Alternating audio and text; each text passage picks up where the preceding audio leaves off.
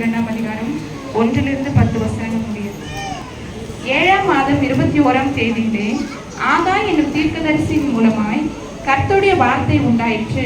அவர், நீ செயல்தியேலின் குமாரனாகிய செருபாபேல் என்னும் யூதாவின் தலைவனோடும் யோசதாக்கின் குமாரனாகிய யோசுவா என்னும் பிரதான ஆசாரியனோடும் ஜனத்தில் மீதியானவர்களோடும் சொல்ல வேண்டியது என்னவென்றால், இந்த ஆலயத்தின் முந்தின மகிமையை கண்டவர்களில் உங்களுக்குள்ளே மீந்திருக்கிறவர்கள் யார்?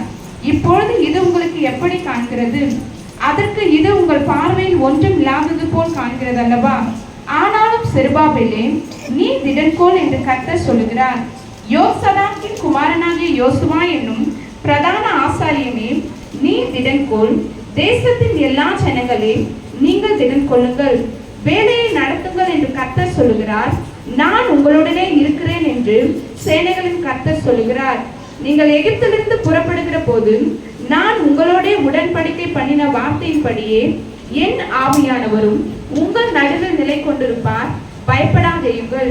சேனைகளின் கர்த்தர் சொல்லுகிறார், கொஞ்ச காலத்துக்குள்ளே இன்னும் ஒரு தரம் நான் வானத்தையும் பூமியையும் சமுத்திரத்தையும் வெட்டாந்தரையும் அசைய பண்ணுவேன். சகல ஜாதிகளையும் அசைய பண்ணுவேன். சகல ஜாதிகளாலும் விருப்பப்படவர் வருவார். இந்த ஆலயத்தின் மகிமையினால் நிறைய பண்ணுவேன் என்று சேனைகளின் கர்த்தர் சொல்லுகிறார். வெள்ளியும் என்னுடையது, பொன்னும் என்னுடையது என்று சேனைகளின் கர்த்தர் சொல்லுகிறார். முந்தின ஆலயத்தின் மகிமை பார்க்கிலும் இந்த பிந்தின ஆலயத்தின் மகிமை பெரிதாய் இருக்கும் என்று சேனைகளின் கர்த்தர் சொல்லுகிறார். இவ்விடத்திலே சமாதானத்தை கட்டளையிடுவேன் என்று சேனைகளின் கர்த்தர் உரைக்கிறார் என்று சொல் என்றார்.